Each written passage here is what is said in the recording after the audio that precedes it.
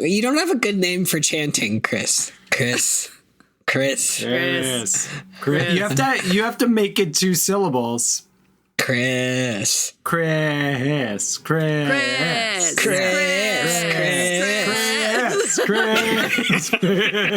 That's like me singing maps in Rock Band.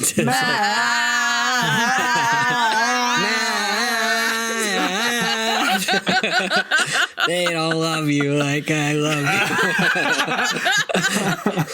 you. Who expected the map to love them? In 1996, Scholastic began publishing Animorphs. Over the next 6 years, Catherine Applegate and her husband, Michael Grant, under the pseudonym K.A. Applegate, produced 54 main series books, several spin-offs, and inspired a TV series, graphic novels, and a cult following. We can't tell you where we live. We can't even tell you our last names. But we can tell you our thoughts and feelings on this series, book by book. I'm Miranda. I'm Eddy. And I'm Chris. And we are the Anidorks.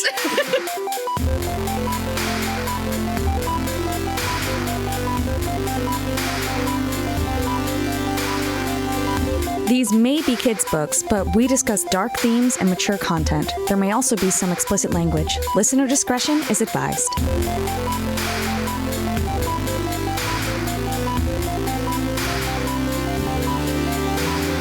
It's chapter 11, and the time is unknown. Guys, Yes. if we ever go to time.is and it just says time unknown, I'm going to lose it. We're in the rainforest.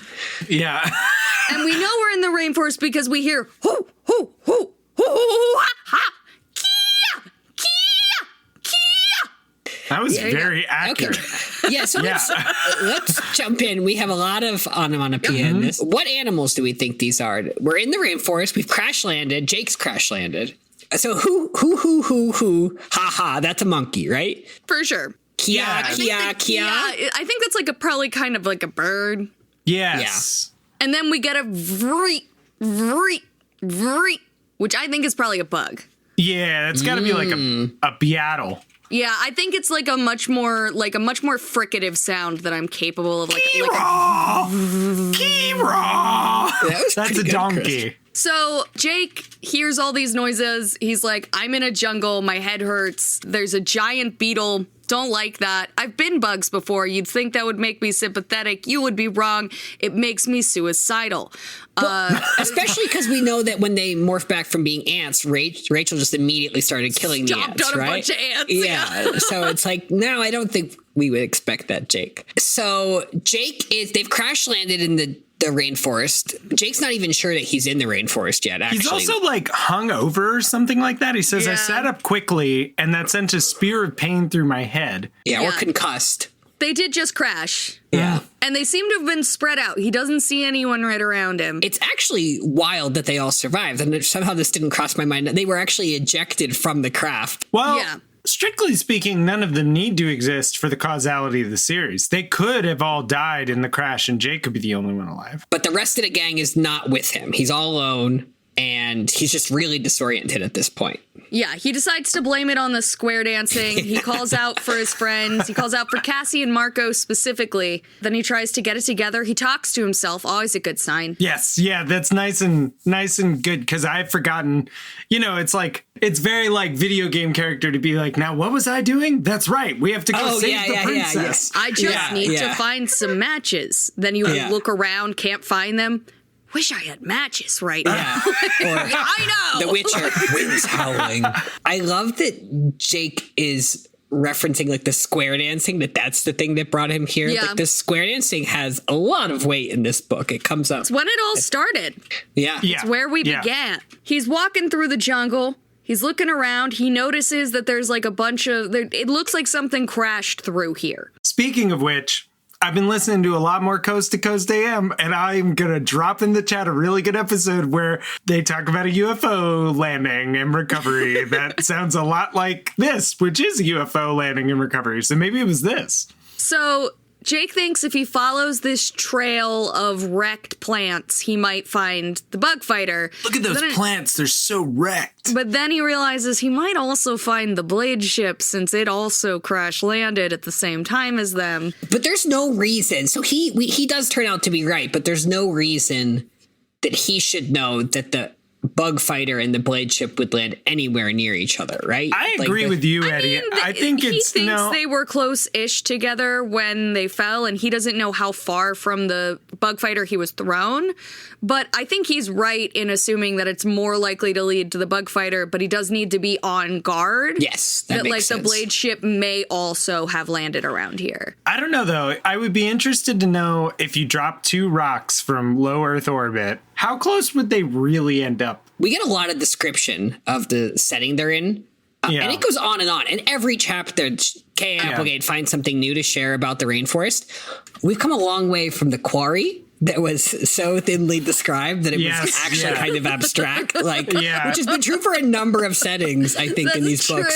Which is kind of bizarrely true of quarries in general. They're pretty nondescript. Some rocks. A hole's a hole, you know, it's like... Stop. I didn't mean that way. I just meant, how do you describe a hole in the ground? I didn't mean that. The hand gestures aren't going to help. The hand gestures are supposed to help clarify what I meant. I do think they read a book or two about the rainforest or whatever their YouTube video was at the time. Like they, and they wanted to show it. And then I think it actually works. I actually think this is one of the better described settings we've had. Yeah. So, again, Jake calls out, and this time he gets Marco, Cassie, and Rachel. Cousin is third on his ranking, so we know how he would rank. Call for Tobias. Yes. And Tobias is actually the one he should have said, because Tobias goes, how about Tobias? And Jake said, that'll do. But he does. He's excited to see him. He's happy, and he's like, Tobias, so I'm so glad you're here. Everyone else, though? Like anyone else? Yeah, like my friends? How are my friends? Specifically Marco, Cassie, and then Rachel. And he says, yes, everyone's alive. And Tobias went looking for them because he can fly. He's still a hawk. He probably didn't land quite as hard as everybody else because he probably jumped out and flew. So he knows where everybody is. Cassie ended up on top of a giant snake. It was pretty cool. And then Tobias leads him sort of to this clearing where the bug fighter is. But the rest of the group being together is eerie. Yeah. Like, it's weird that everybody is like, they're performing their themness to a T, right? Like, it's like something about that's a little creepy. I guess so. Yeah. I just mean because Tobias did say that he found them all. Like, it's just that Jake was the last one to be found. Yeah, but for Jake to be so purely the last one, I guess so. It's an oft-used literary device that if you're the last one to a party, you're probably the only alive one at the party. Yeah. That's called Chekhov's party. I'm so glad you have all of these literary terms you get to bring. I am very literary. Yeah. An occurrence at Chekhov's party. That's right. Yes, that's an occurrence at Chekhov. That's the actual reference. That's it. That's great. Yeah, nicely done. I'm proud of that joke you just made that I had nothing to do with. I am. That was a good joke. Who pulls out Ambrose Bierce on the podcast? Marco, I didn't pick up on this vibe that you're talking about, Chris, but Marco actually says you're alive. For now. And he adds it darkly. And I didn't actually, maybe it's just because you did your read ahead of me, but like you pointed out all of the foreshadowing that something's not right here. Yeah. And there is a lot. There's references to spears through heads. There's references to, like just the fact that they're alive at the moment. I think it just dawned on me how this works. I think I find, like, I'm actually embarrassed because, like, we do a lot of prep for this show. Like, we usually read the book 2 or 3 times total. That's true. And sometimes I'll be reading and I just won't get something. And then in these calls, I'll be forced to talk through it. But I do think that they're actually all probably dead. I'm actually more convinced now. Even Jake? Yeah. No, Not Jake is the yet. only Jake's alive the only one. Because it has to be. Otherwise, they'd all have had the flashbacks. Because there'd have been two consciousnesses for each of them. I don't think I'm a genius. I think I'm the last horse across the finish line here. We'll talk through it. Yeah. And the last horse crosses the finish line. See, that would have been a good fucking line for Visser 3. Right. Cassie also, her first aid skills coming in handy as they have before. But I'm just saying, I think Cassie is high whiz. Yes. Very obvious high whiz. She's also high int, but like, it's not like ints or dump stat or anything, but she's got some... Rachel would get strength. Jake would get... dexterity. I don't know. And bad decision making. Marco would get... Charisma. Marco gets charisma. Marco would get charisma. Yeah. Marco would be your face, I would imagine. Marco's your bard, man. Yeah. Marco's your bard. Bardic inspiration. I think Axe is just a fighter. Yeah. Would he count as a monk with being unarmed but the tail? Oh, yeah. No, he could be a monk, yeah. Because he gets like 3 attacks. Yeah. It's like, yeah. Because I'm a monk, I get to punch you again. Now I really just want to figure out their party balance, but... anybody who's a big fan of ours who would want to run a one-off campaign of some Andalites role-playing game, I think we would play with you. I honestly think you could do Book 11 as a one-shot campaign. God, it would be so good. Okay, they're trying to locate themselves in the rainforest. Right. They're trying to figure out... Cassie says we're in a rainforest, not Africa, because I've seen monkeys with prehensile tails.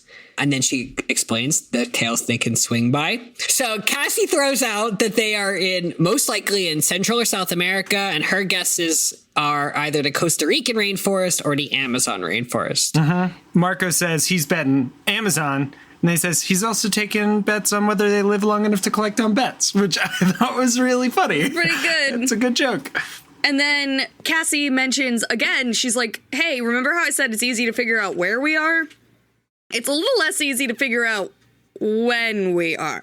Yeah, and this is kind of bizarre because, so Axe has a perfect sense of time, which we're going to discuss, but we don't know, what day it is. So he's got, a perfect internal clock, but he doesn't have a perfect internal calendar. Right, so do we think he senses the rotation of the Earth? That's what I wanted to get to, yes, not its position in relation to the sun.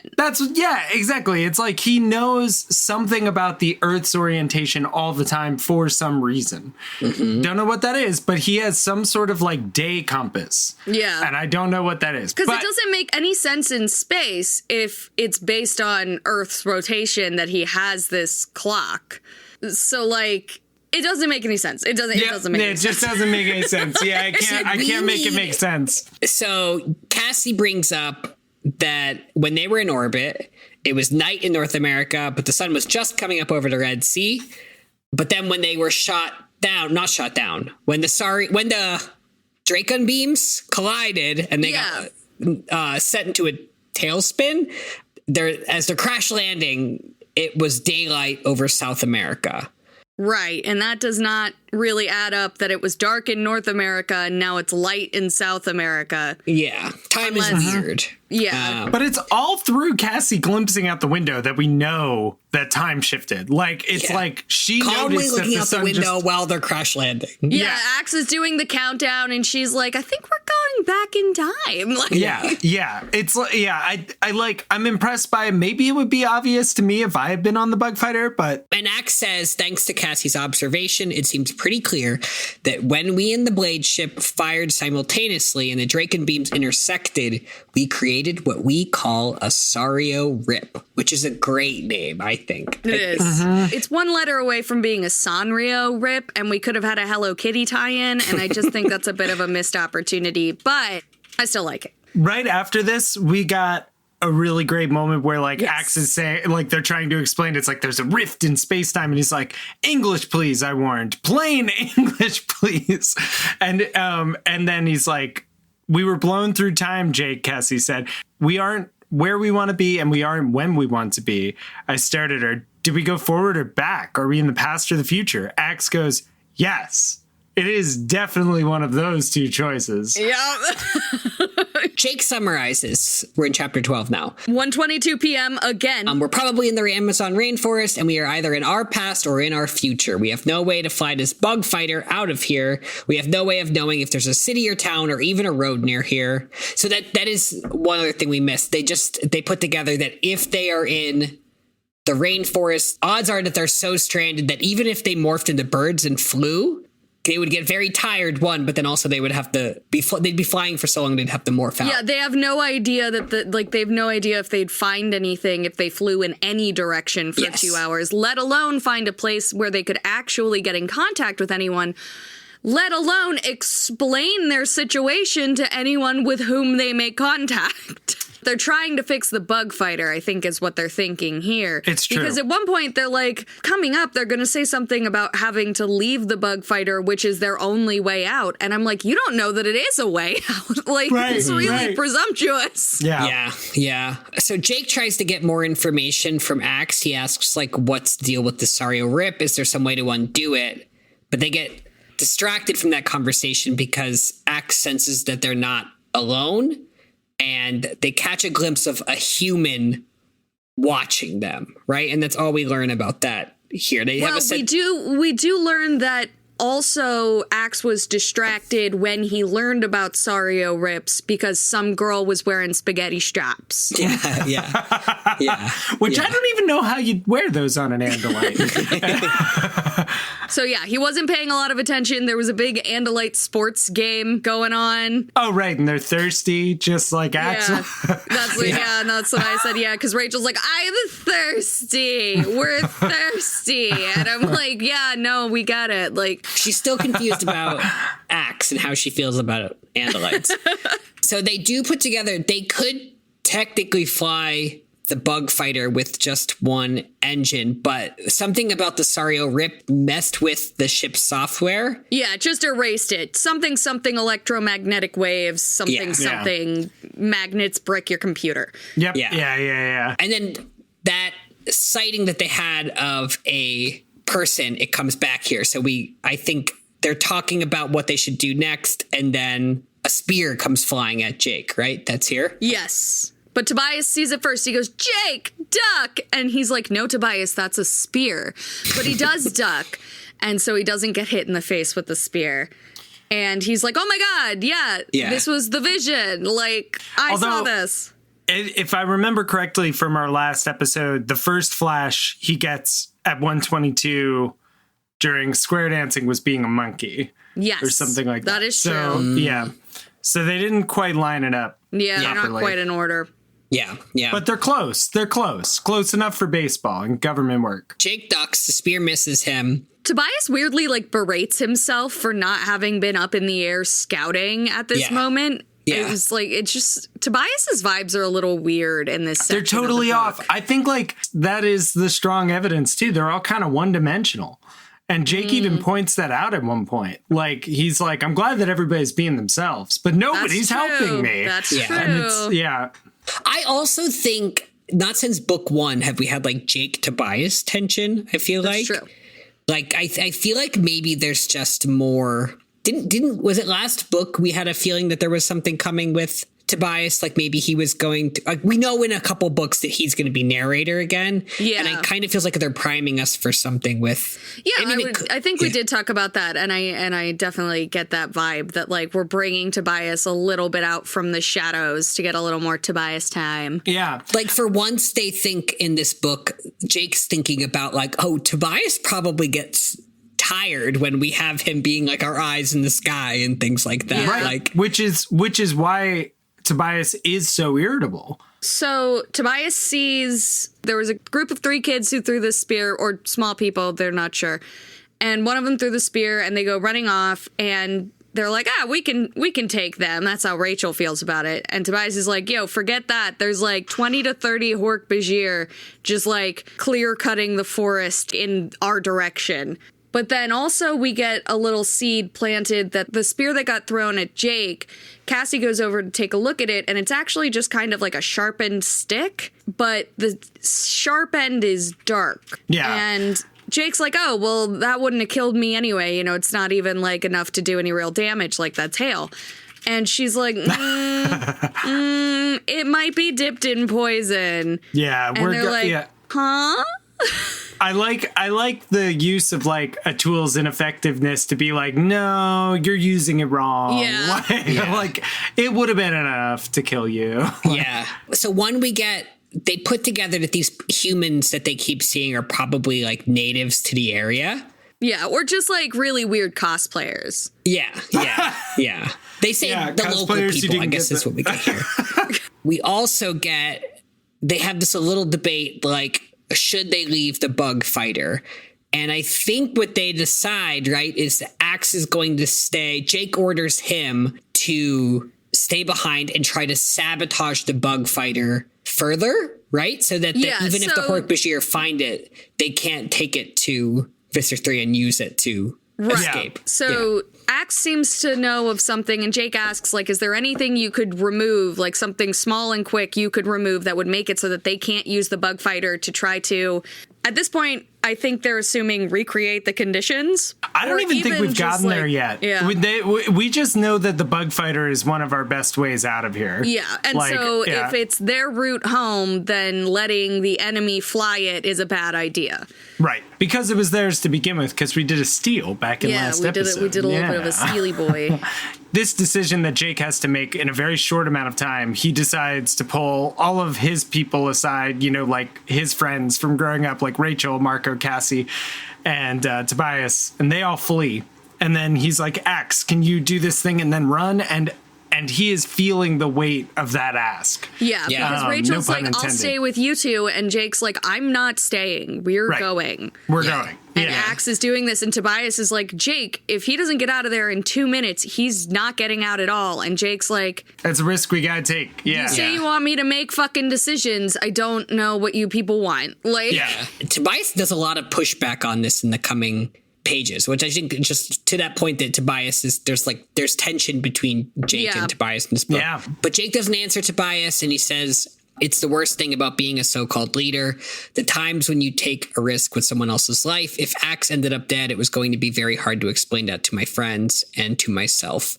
And I think we talked about this already in this book, just that I think, Chris, you put it as like it's a book about Jake's anxiety, like his anxiety of being a leader. Yeah. That's only going to pick up the rest of the book. Yeah, for sure. Yeah. And I mean, to an extent, that's almost, it's like melodramatic. Like, he gets a weird safe space in this book that probably, you know, it isn't a safe space because he could have died. And he, like, we'll see. But he gets to try on his catastrophizing in this book. It's what he ends up getting. He gets, like, this is what the worst case scenario is, like, and he gets it over and over and over again. And he starts to freak out in, like, more and more literally hysterical ways. Like, I feel like he is wrestling with like it being they're kind of impossible scenarios, especially when you remember he's like 13 years old, but even just in general, like you can't get everything right as a leader. That feels like there's also a weird dream logic to this entire book. Like, I think so much of this has like, this might be the biggest adventure. Like the biggest romp. Well, they have been to space, but every time they were in space. Yeah, the time they went to space and met Visser 1 was kind of. But they went to space in this book too. Yes, and they never really comment on it, but they talk a lot about the rainforest. No, I just we don't really, space hasn't really been described. Like they kind of there's not much to say about space. I mean, it's called space for Christ's sake. But you could even describe that. Like, how do you describe space? It's big. It's dark. It's cold, I know how Animorphs would describe space. It was just big, empty space. There was nothing in there, but that wasn't the weirdest part. The weirdest part was that there was nothing in there. The weirdest part wasn't the nothing. It was the nothing. There's a lot here. Like, we do get a lot of detail in the rainforest, but they do like to remind you it's really green. And I feel like so space, green. It would be, we were drowning in black. Like, that would be space. So dark. The darkest dark. Yeah. So we got like a page worth of descriptions of how scary it is to be in the rainforest, and also how like many creatures live in it and how silly they must think these weird suburban kids look tromping through in their little gym outfits. Like, right, because they are barefoot, right? Yeah. They are because they're in their morphing suits, which if Marco had his way, it wouldn't matter that they're in their morphing suits because they would have really great morphing suits. Right. They'd at least look cool. And probably be easy to spot each other, but they're not even coordinated here. There's just... No. He'd be like, if I had my way, every Animorph would have a flare gun, both for performative pyrotechnics and useful location features. Yes. Yeah, flare guns that release like that perfect Animorphs, what is it, purple? The color? Yes. Like, yeah. So, but it's... Everyone except Axe is wandering through the rainforest to get away from where the Hork-Bajir are coming. But then Tobias reports out that the Hork-Bajir have spotted Axe, right? And that kind of sets everyone off. And they realize that they can't. Rachel says, we have to morph and go back for him. And Jake has this moment where he's like, do we? Because I could tell everyone to keep moving away from Axe. We could just leave him. But then he decides he and Rachel are going to go back for Axe. He bites. He's so anxious. He bites through his lip. Yeah. Tobias says to him, Axe has 6 Hork-Bajir on his tail. You happy now, Jake? Axe man, look out behind you. Yeah. And I just want to say, I'm starting to be with Chris on this where, like, this is Jake's worst case scenario of what Tobias would say to him. And that's what he's dealing with right now. Yeah, Tobias has never said anything like this all series. And then again, when they decide that they have to go back for Axe, and he leaves Marco and Cassie as backup, basically so that they don't send everybody into the fight all at once, it's not a bad plan. Right. But Rachel just tears off as a grizzly which would be his principal anxiety with Rachel. Yeah, I think you're nailing it. I think it's like this is his worst fears about things going wrong and it having been him, but it's what he can't control about the group. Yeah. Well, so just to follow that then, so Rachel's their warrior, so he might want to protect Rachel, but he also know he has to lead with Rachel. He tells Marco and Cassie to stay back, who are also like Marco's Jake's best friend and Cassie's his girlfriend. His emotional support, right? Yeah, his so he wants to protect them. Right. And Axe has an actual blade as part of his body, so he's also kind of a warrior. So, like, it does make sense with that maybe... And Marco gets mad. Marco, why are we staying back? Marco asks, outraged. Like, I don't really understand this because this is not how I think of backup. But so what Jake tells Marco in this moment is because we need backup. Does that mean in case Jake and Rachel aren't enough in Morph to save Axe, Marco and Cassie would come in with like the element of surprise and enter at a later time? A, like the element of surprise, and B, they wouldn't be exhausted from already fighting, I feel is the thinking. Yeah, okay. I have no idea if it's like an actually good idea, but it's their idea. Yeah.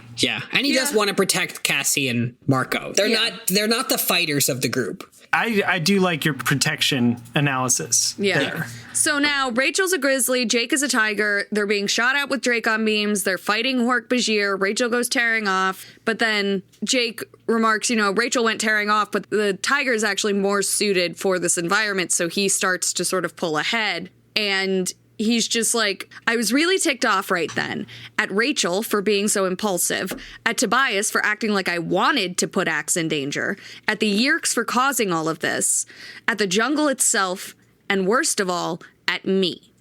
I'd made mistakes, too many mistakes. Now I had to choose. Stay with Rachel or rush ahead and try to find Axe. Mm-hmm. Then Tobias comes in. Tobias sort of gives him a little guidance, is like, hey, 50 feet on your left, there's like a Hork-Bajir you can fight. They clash and Jake runs into him and they get in this fight. So gory. It's not great. It's like really, really gory. And especially like it starts off being like more gory than I was used to, but then it just keeps escalating. Like he battles this Hork-Bajir, tackles it to the ground. They end up like really slashing each other up.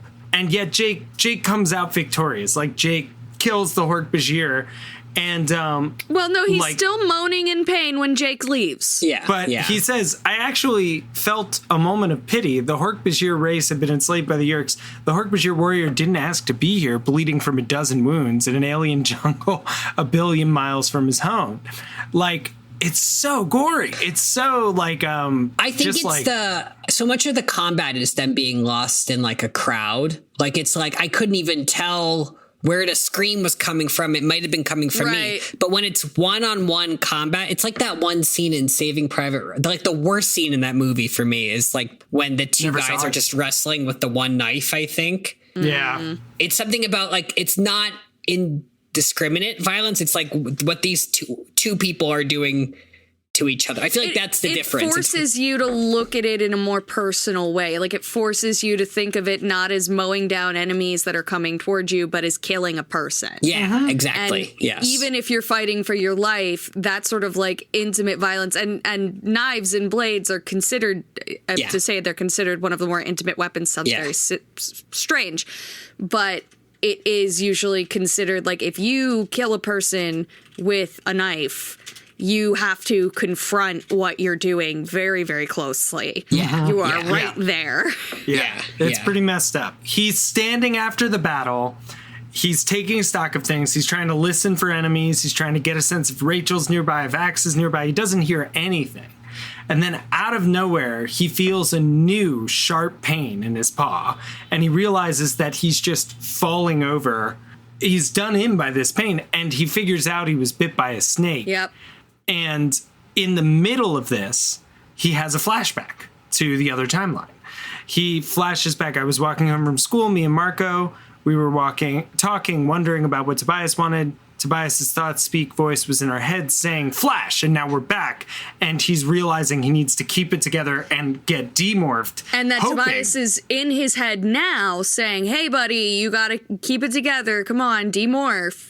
And he wonders if he can morph away from poison. We've seen it with the cockroach. Exactly. The cockroach was a very small amount of poison going to a larger creature. Right. Now he's a large creature being killed by an amount of poison that could kill him at that size. Right. Which is a really good point and not something that the book says.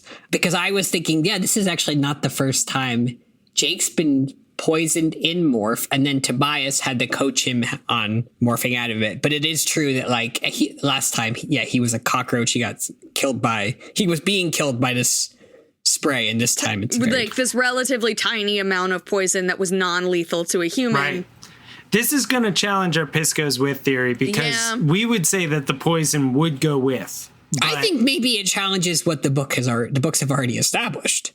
He says as he becomes more human, he feels the poison weaken. So I would say this leans into a theory that there's a healing effect of the demorph. Yeah, but then we have to start thinking about leaving. Yeah, but then how does it know, right? Like, how does it know what's good and bad? Like, how is it like for example, what if the Andalites, are really adamant that everybody have their tonsils out, and then you morph back the first time your tonsils and adenoids are just gone. Jake is morphing back. The poison's weakening.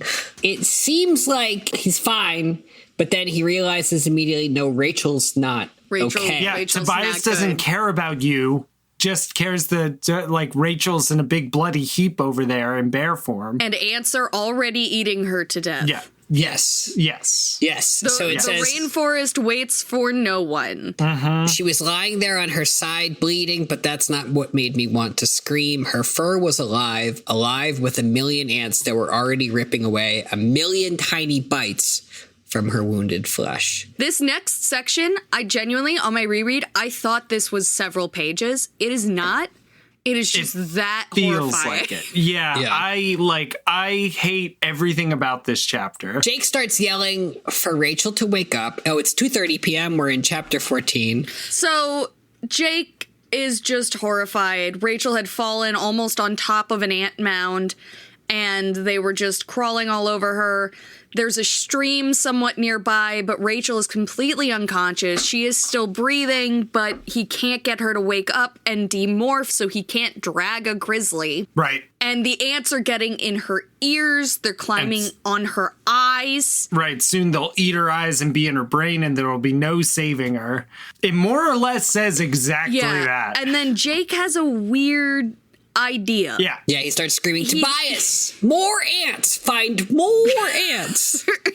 And Tobias is like, the fuck you talking about, Jake? And then he's like, I need ants from another colony. And then Tobias is like, gotcha. Yeah, because he remembers that instinct to fight that was in the ants. More than that, instinct to war. Yeah, do these books hate any creature so much as ants? Like, I think they hate ants more than they hate the Yerks, the Texans. It's the anti-swarm agenda we've talked about. Ants, they really anti-swarm agenda. They hate collective action. They hate public transport. Hate the greater good. Groupthink. They hate.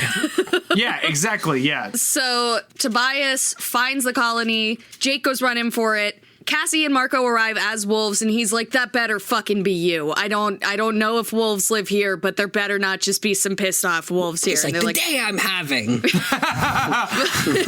They were fighting, which surprised me because they're back up. Like he notices that they have cuts and blood on them before they demorph. And then Jake does the most horrifying thing I can think of. Yep. Instead of going and getting some ants from that colony, no, he needs to lead the whole colony of ants here to war with the colony that's on top of Rachel. So he just begins taking out tufts of her bloody fur, ripping out pieces of her skin and flesh, and laying it in a path from the mound of the enemy colony to Rachel. Cassie morphs back. She's freaking out. She wants to throw herself all over Rachel and just pull all the ants off of her, but she can't get them. And Jake is like, this is my only plan. This is my only chance. Rachel will die if this doesn't work. And it works. It does. Yeah. I like, there's a moment where like, he's like talking to Cassie while they're waiting for it to work. And what does Cassie point out? She goes like, that was good thinking, Jake, but sooner or later, one colony will win. And Jake just says, we have to hope Rachel regains consciousness before then. We've only bought her time. There is a point, where Jake accomplishes the thing that he's set out to do. Like, he wants to get these ant colonies at war with each other. And he steps away to admire his work. And he steps aside and puts his arm around Cassie, which is just the most like casual thing. Like, I just imagine him sighing, but it's like, I feel like it would be, even if there was nothing I could do, it would be hard for me to leave like the active state of mind, but something about him stepping back and just See, you're viewing it as a very casual. I viewed it as like a shielding. Yeah. He took her under his arm. But that is how it is written. Eddie is right. Like, it does just say he put his arm around her. The new colony of ants followed the trail I left them. Like, it just sounds like he's like, I'm retiring for tonight. Like, I'm done. I did it. He's the kicker. He's like, I kicked the ball real good. It went through the thing. Rest of the game's up to you guys. Yeah. I'm on break. But luckily, just as the war seems like it's going to subside, just as the challengers seemed like they were going to start losing and the original colony might just go back to eating Rachel wakes up and she goes, oh, God, I'm covered in ants. And they yell at her to morph out. She starts to demorph and she runs to the nearest stream. They direct her to a stream. What happens to the ants inside of her that have gone in her ears? I think they probably get ejected. Just like pushed out? Well, I think how big is a bear's ear canal, do you think? Size of a small ham. If the human's ear canal is smaller, then I would think the ants just get pushed out of it with the pressure of it closing. That makes sense. I don't know, man. Bugs in ears is a real thing. We all know. Or they get smushed. Yeah. With all the movement, caramel? They just get crushed, right? You can live with a dead ant inside your head, yeah? It's protein. Yeah. So they jump in the stream, because Jake is also, I guess, kind of covered in ants. I think from when he was transferring that, he went into the water. But they're in the Amazon. Not a good idea to just get in rivers. Yeah. I'm not sure if this would actually happen, but they go in the water, they get the ants off of them, and Cassie immediately points out that there are piranhas in the water. And that they need to get out. And so she's they like, get out. And as they get out, the water starts frothing with piranha activity and like, yeah. And in the midst of all this gore and danger, what do we get? We get a big paloosh. And then a second paloosh. Cannonballs. Yeah. And then a sploosh. These books just know how to work the tension while making you feel lighthearted. Yeah, Hemingway was all like, if you want something to be exciting, you throw in a paloosh. And a paloosh followed by a sploosh. It really is just kind of a throwaway moment. Like this gets resolved very quickly, and it just kind of sets up Rachel with a joke. She goes, after they get out of the water, and she says, "This is the rainforest that everyone wants to save? Ants and piranha and snakes and bugs the size of rats? Well, as far as I'm concerned, they can burn it down, pave it over, and put up malls and convenience stores." Not the message we want to send, Rachel, but I get it. If we follow the money on this, she had been working with a lot of developers. I actually heard she was in close works with Dapson Lumber. Yeah. Miranda, you can't say that on the podcast. Now we have to bleep it for the York audience. God. Jake sits there staring at a piranha, which is apparently just now floating on the surface. He's just looking at him. He's giving him a good old look. He says they say a school of piranha can strip a cow down to nothing but bones in a few minutes. I feel like piranhas were everywhere in the 90s. Like every cartoon. That is true. Tomb Raider. Bond villains. Yes. Right. But piranhas are not nearly as... I don't know if they're not as violent, but they're not as dangerous as they were made out to be, right? You can get bit by them. You can get bit by them, but you're not going to get chewed to dust in a matter of moments. If you put a dead cow in a thing over the course of many, many hours, they will eat the carcass. But it will take a long time. Let's look it up. Piranha feeding frenzies. It would take 300 to 500 to devour an adult human. Sure, they could do it with startling rapidity. They're kind of cute, actually. Because of their nasty teeth. But, like, they're why not would they? Cute. While piranhas do occasionally attack humans, this is only usually when water levels are low. There's never been an official recorded death due to a piranha attack. There you go. There's never been a death? Officially. According to Imperial AC UK. Yeah, I was going to say, and Bond. I think what we have is the anti-swarm agenda. I think it's happening here with the piranhas, too. Yeah, I think so, right. Chapter 15. 3:09 p.m. Axe is a monkey. Mm-hmm. Oh, They're worried about where Axe is, and they're like, we got to find Axe. And he's like, I am not lost. I am monkey. I have found myself. But I am in monkey form. Don't be startled. By how cute I am. Yeah. We made the same joke. Nice. We get some nice flirty Marco Axe moments here. There's definitely something. Well, you know how Marco gets when somebody's threatening his cute quotient. Yeah.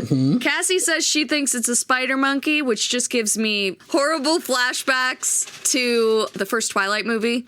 There's this really horrifically cringy scene where, like, he has revealed himself and he's, like, showing her that he can, like, do all this cool shit because he's a vampire, and she's on his back and he, like, wants to, like, climb a tree or something, and she's like, where are we going? And he's like, hang on tight, spider monkey. Nice. Oh, I do remember that. So you're saying I should just start saying that all the time. Hang on tight, spider monkey. Yeah. Axe comes down. While Axe is coming down, Jake, with our leadership thread, I don't think I've ever felt so relieved in my life. I had been screwing up plenty.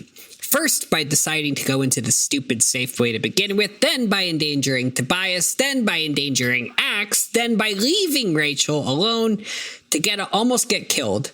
But at least no one had gotten killed yet. Or have they? That's our big question. Or have they? Guess what, Yes, Jake? You've already killed your friends, actually, according to our theory. Axe made it away. He made it away with the computer, so now they can't escape with the bug fighter, which we think is good for some reason. Axe now informs them that the Hork-Bajir that they would have had to fight have all split up into smaller groups to better scour. Yeah, like search parties. Platoons. Sorry. Axe has successfully retrieved this diskette from the bug fighter. Axe is holding the diskette. He says this is a vital part of the bug fighter, the computer core. No one can fly the bug fighter without it. Tobias asks, that thing is the computer? And Axe says, yes, Yeerks are still somewhat primitive.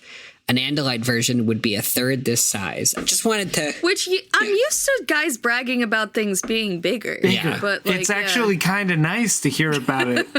Well, about the Axe alternative. challenges gender expectations in all kinds of ways in this book. Yeah. We also find out that they have human controllers with them to help spot oddities in the rainforest. If there's animals that don't belong in the rainforest, they know that the Andalite bandits are in Morph. Right. And they'll know to kill them. And it's pointed out that Visser 3 is here, so he could be anything. Right. He could be any animal that we see here. He could even be Visser 3, and you know how much we've wanted one of those. I know. Yeah. Could even be a boat. Okay, so now we need local morphs, guys. We just need local morphs. We can't morphing. Locally morph local, save the world global. That's what I'm always saying. Right. There's a couple funny Jake comments here. Rachel and Marco, the monkey bits give them a lot to work with in terms of their whole dynamic. Monkey bits? Monkey bits give them a lot to work with in terms of their whole. Are you sure you don't want to revisit? Like, I mean, we got it on tape. By what I said.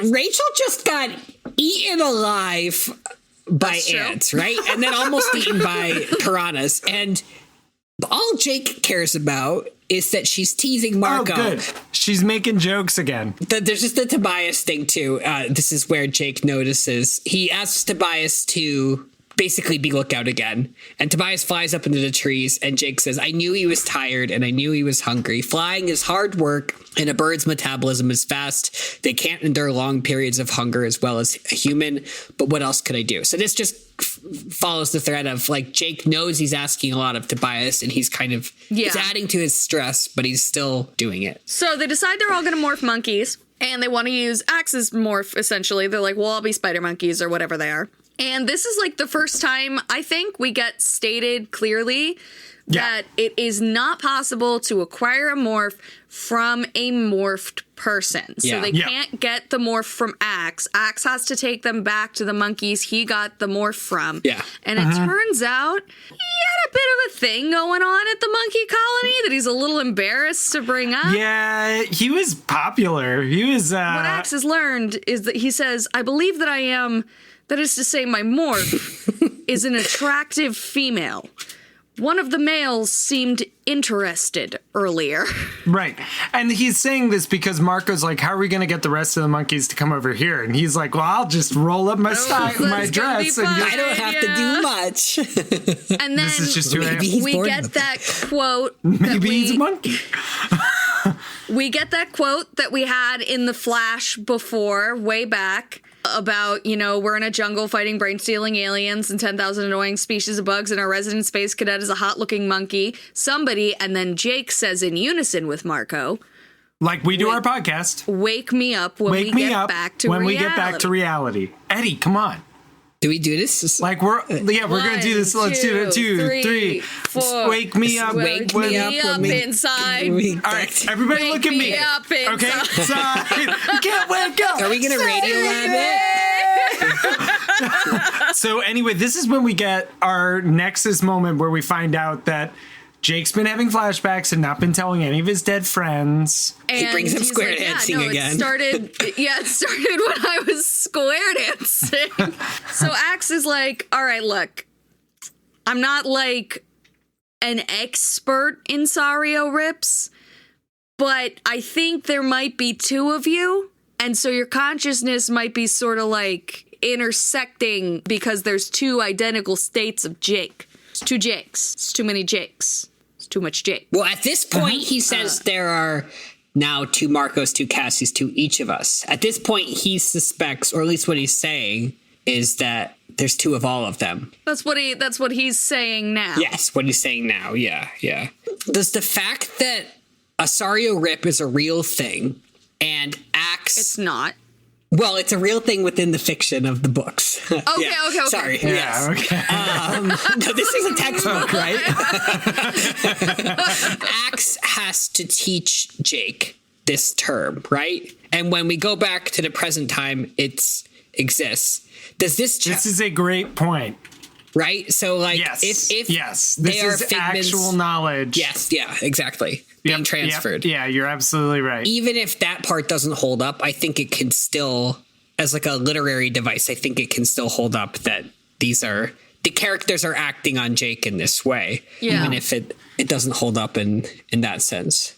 Axe introduces the gang to this idea that a lot of people may have heard, which is this idea that when time travel things happen and things like that, the anomaly of there being two of the same thing results in one annihilating the other or potentially mutual annihilation. So it can't be according to the laws of the universe that they're both there. So one or both must perish. Mm-hmm. Yes.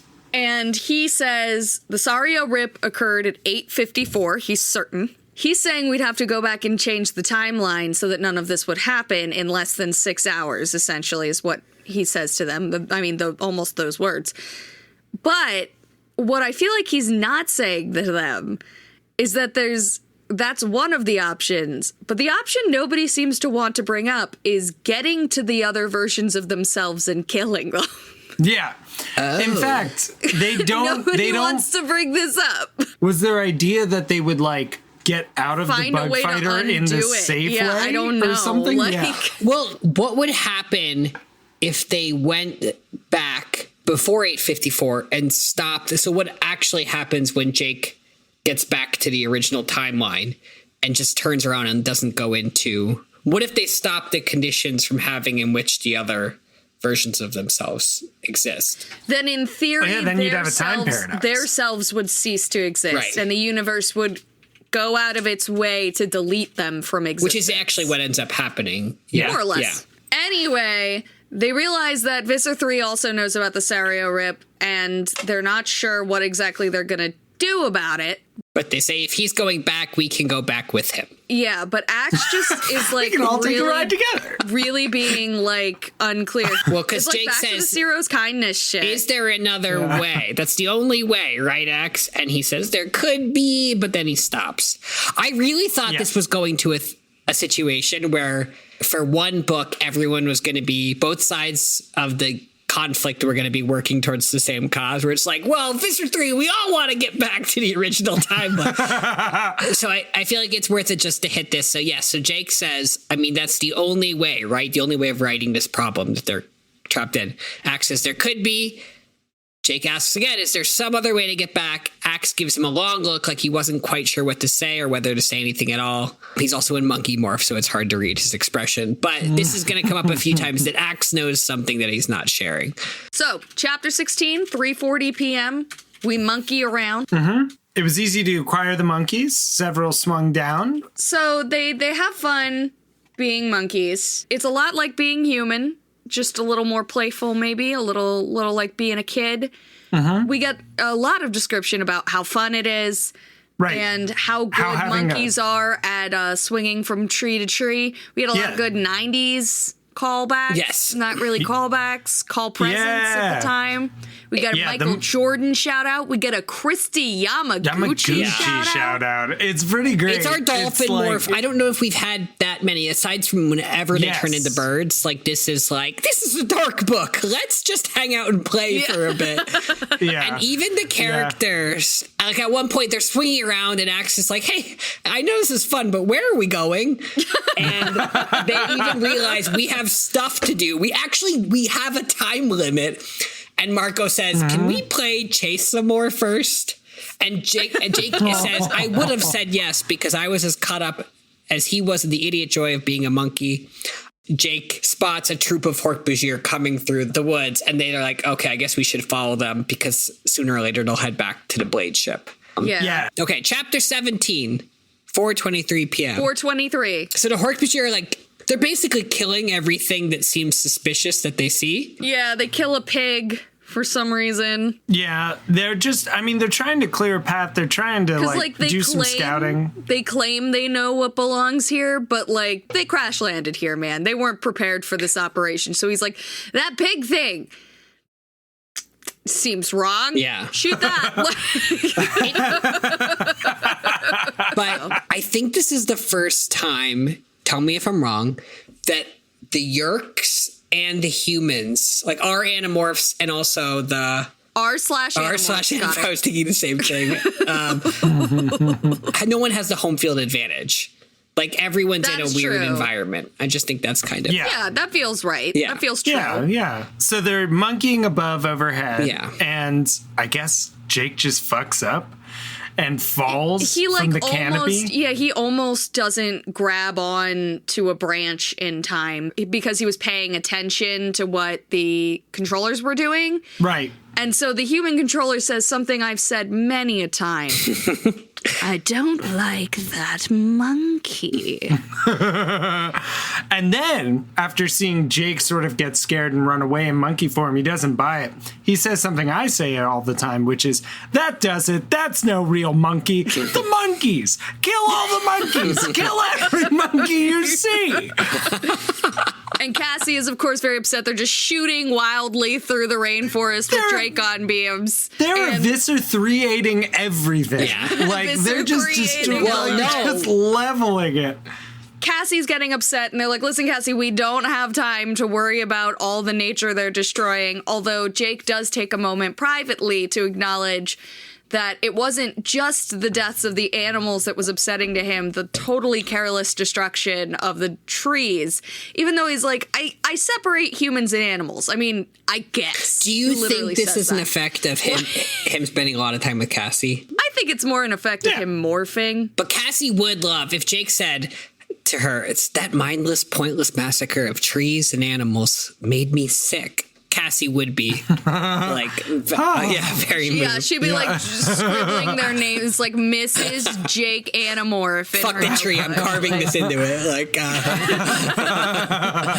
So yeah, they were just shooting down trees, shooting down animals. Right, and judging by the onomatopoeic sounds here, we've killed a monkey and a donkey. Oh, right. A little burrito. We got Then a snake drops down, chokes a Hork-Bashir. Yeah, it's probably an anaconda. Does it say it's an anaconda? It's an anaconda to me. Yeah. It's a constrictor at the very least. Yes, yeah. And anacondas are constrictors. And then we need, who is it? Miranda, you do the Visser voice. What are you fools doing? You can tell it's evil. Yeah. When you hear that voice. Mm-hmm. Yeah. Oh, yeah. It sounds really evil to me. Yeah. I was immediately imagining that a dainty paw appearing from out behind a tree and stepping. As a snake. Yeah. Just morphs back one hoof to step out dramatically from behind the tree. The controllers freak out a bit and they're like, what? We were just following your orders. Destroy any animals that don't belong here. They could be Analite bandits, my guy. My love? Yeah, my love. My I'm sorry, I mean my guy. I mean my guy. Sorry. Visser 3 needs a workplace romance. That would be wonderful. I want to say that someday. That's really good. So then we get, our usual explanation of how Visser 3, the reason why we can hear him even though he only ever thought speaks is because he's so fucking pompous that he just insists upon it out. Basically, he's like the worst spam emailer ever because the metaphor they say thought speak is like email. You can decide who it goes to, or you can just blast it out for everyone to hear. Which is, he CCs everyone. But do you think, so this got me thinking, do you think you can BCC someone? Do you think you can make someone think you're talking privately, just to them, but also clue one other person in? Or do you think they could tell that you're... I do think so. I think every time they verify that it's a broadcast, it's because they all heard it.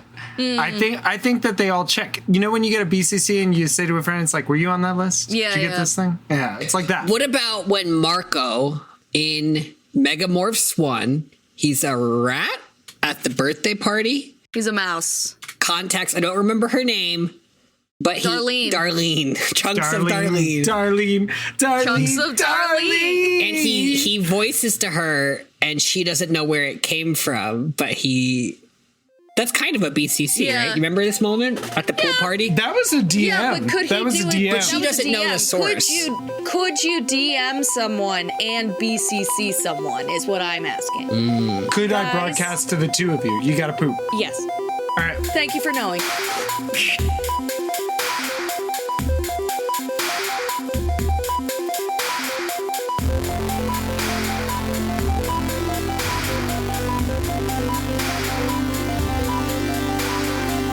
Thanks for listening to Anidorks. We'll be back soon with lots more to say. Until the Andalites return, or at least until next time. See you soon.